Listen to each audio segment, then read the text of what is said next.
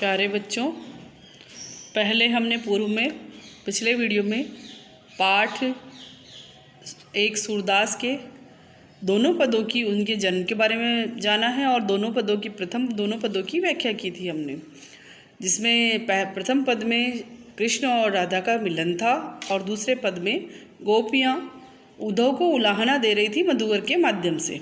तीसरा जो पद है उसकी आज हम व्याख्या देखते हैं, जिसमें संदेशनी मधुबन कूप भरे, अपने तो पटवत नहीं मोहन हमरे फिर न फिरे, जिते पथिक पटे मधुबन को बहुरी न शोध करे, केवे श्याम सिखाई प्रबोधे के कहूँ बीच मरे, कागद गरे मेघ मसी कूटी सरदब लगी जरे, सेवक सूर लिखन को आंधो कब पलक कपाट अरे।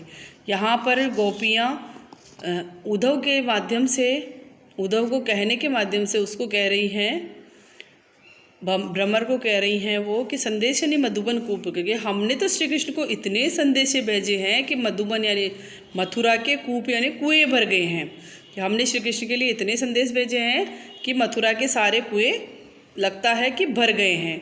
अपने तो पटवत नहीं मोहन, कि मोहन खुद तो नहीं भेजते हैं पर हमरे फिर न फिरे, पर हमारी की भी वो सुध नहीं लेते हैं। स्वयं तो नहीं भेजते पर हमारी की भी सुध नहीं लेते हैं। जिते पटिक पठे मधुबन को बहुरी ने शोध करे, कि हमने जितने भी मधुबन को या मथुरा को जाने वाले जो पथिक थे, राहगीर थे, उनको सबको हम लोगों ने वो भेजे हैं, हम लोगों ने संदेश भेजे हैं। के वे श्याम सिखाए प्रबोधे के कहूँ बीच मरे। अब ये हो गई है स्थिति कि वहाँ से राहगीरों ने आना ही बंद कर दिया है, या मथुरा कोई जाना ही नहीं चाहता है या जा ही नहीं रहा है। तो अर्थात ये इसलिए हुआ है शायद कि केवे श्याम सिखाए प्रबोधे, कि श्याम यानी श्री कृष्ण ने या तो उनको सिखा दिया है और या केहूँ बीच मरे, और या फिर वो बीच में ही मर गए हैं, समाप्त हो गए हैं।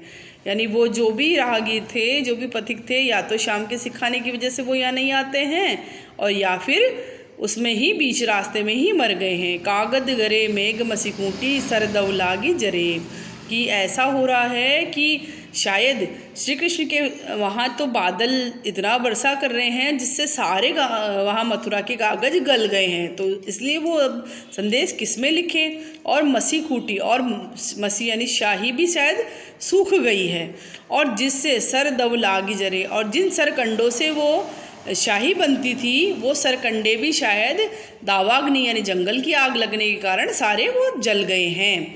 सेवक सूर लिखन को आंधो पलक कपाट अरे।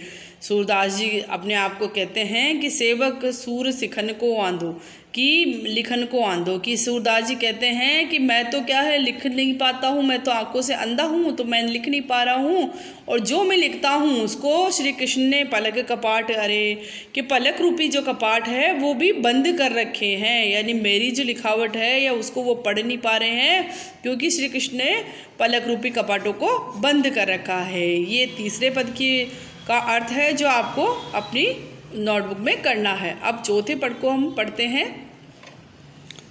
उदो मन माने की बात, दाख छुआरा छाड़ी अमृत फल विष कीरा विष खात, ज्यों चकोर को देई कपूर को तजी अंगार अघात, मधुप करत गर्भोरी काठ में बंधत कपल के पात, ज्यों पतंग हित जानी आपनो दीपक सो लपटात, सूरदास जाको मन जासो सोई ताही सुहात।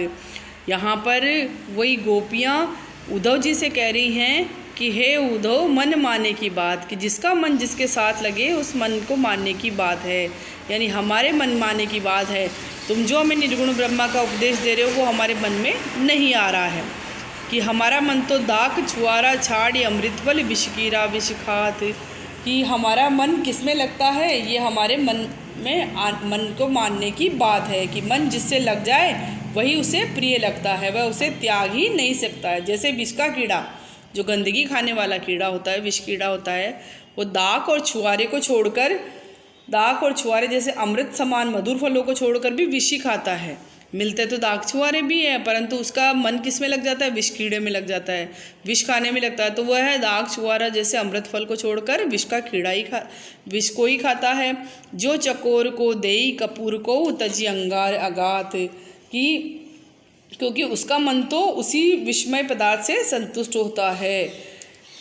कि इसी प्रकार कोई चकोर को कपूर जैसा शीतल पदार्थ खाने को दे दे तो वह उसे छोड़कर अंगारों को ही खाने से अपनी भूख मिटाता है।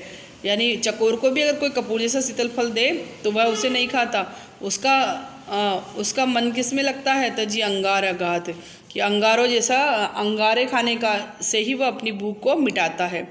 मधुप करत गर फोरी काठ में बंधत कमल के पात। और जैसे ही भंवरा है, भंवरा क्या करता है, कठोर काठ को अंदर से कोर कर या छेद कर अपना घर बनाता है, परंतु फिर भी वह कमल के बिल्कुल पतले से कमल के पत्ते में या कमल की पंखुड़ी में भी बंध जाता है। तो ये मन की बात है।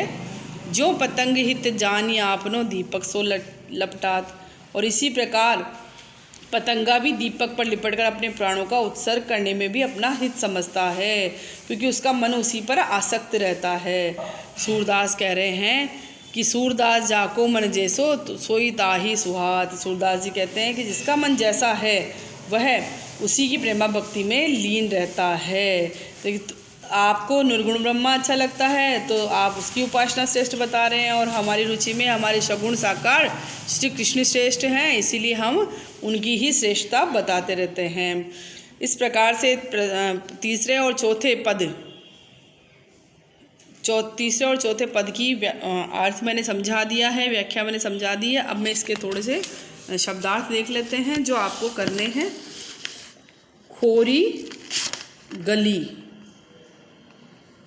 ढोटा पुत्र, अंकोर रिश्वत, मधुबन मथुरा, मसी शाही, अघात प्रसन्न, पौरी दहलीज, भुरई बहकाना, भौर भ्रमर या भंवरा, शौद खोज, सरदव सरकंडों के जंगल, सुहात रुचिकर, स्त्रवननी कानों से, तनक जरासी, सरबस सर्वस्व, प्रबोधे वश में करना, दाक किशमिश। तो बच्चों अब ये आपको तीसरे और चौथे की व्याख्या और साथ में शब्दार्थ जो आपको उसमें करने हैं आपकी कॉपी में, और साथ में याद भी करने हैं। बहुत बहुत धन्यवाद।